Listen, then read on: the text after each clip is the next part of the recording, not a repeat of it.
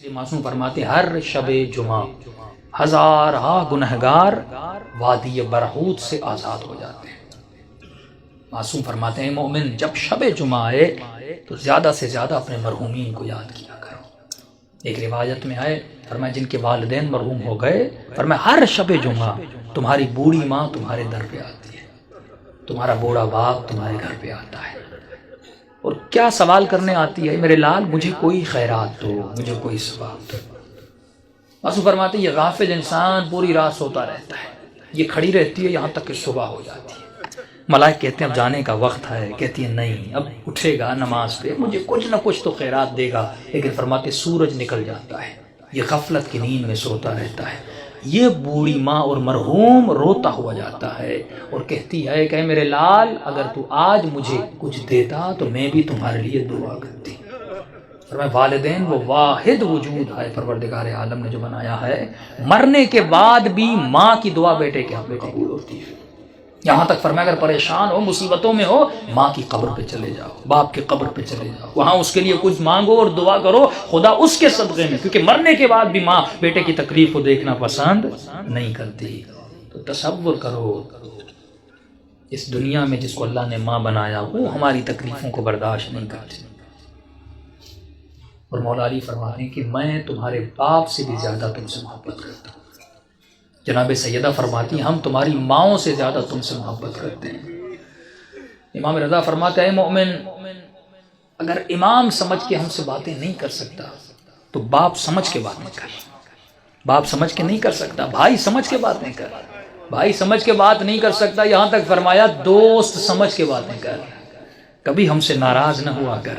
ایک مولا کا چاہنے والا گنہگار تھا، ساتویں امام کا زمانہ تھا، گلی پتلی سی تھی اور شراب کی اس میں عادت تھی، ہاتھ میں شراب تھا اور آگے بڑھ رہا تھا، سامنے امام کو آتے ہوئے دیکھا، شرمندہ ہوا کہ مولا کو کیسے میں فیس کروں گا، اس نے فوراً اپنا چہرہ دیوار کی طرف کر دیا تاکہ مولا گزر جائے اور مجھے نہ دیکھیں۔ امام جیسے آئے اس کے قریب آئے، اس کی پیٹھ پہ ہاتھ لگایا، کہا کہ اپنا منہ کیوں پھیرا ہے؟ فوراً اس نے چہرہ امام کا مولا میں نے دیکھا نہیں، بہانہ بنایا۔ تو امام نے کہا ہاتھ میں کیا ہے؟ جھوٹ بولتا مولا سے؟ اس نے کہا کیسے بتاؤں ہاتھ میں شراب؟ اس نے جھوٹ بولا کہ مولا میرے ہاتھ میں شراب ہے، میرے ہاتھ میں دودھ ہے۔ تو امام نے کہا اگر دودھ ہے تو تھوڑا ہمیں بھی پلا، ہم بھی پینا چاہتے ہیں۔ اب کہتا ہے میرے ہاتھ کانپ رہے تھے، تھا تو شراب اس برتن میں، کروں تو کیا کروں؟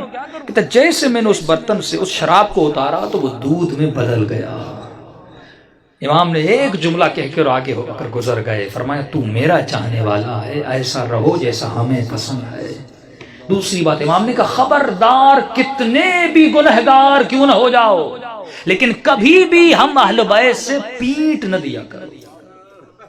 یہ شیطانی وسوسہ ہوتا ہے، میں نے گناہ کیا، میں نے خطائیں کی، میں اتنے گنہگار ہوں، میں کیسے سجدہ کروں، میں کیسے نماز پڑھوں، میں کیسے علی سے گفتگو کروں، میں کیسے امام زمانہ سے باتیں کروں۔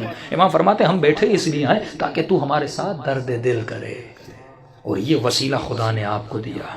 امام رضا فرماتے ہیں ہمارے چاہنے والوں چھوٹی چھوٹی باتوں کے لیے ہمیں ہماری سیدہ فاطمہ کا واسطہ نہ دیا کرو، کیونکہ ہم ہر مصیبت برداشت کرتے ہیں لیکن اپنی دادی کی مصیبت برداشت ہم سے نہیں ہوتی۔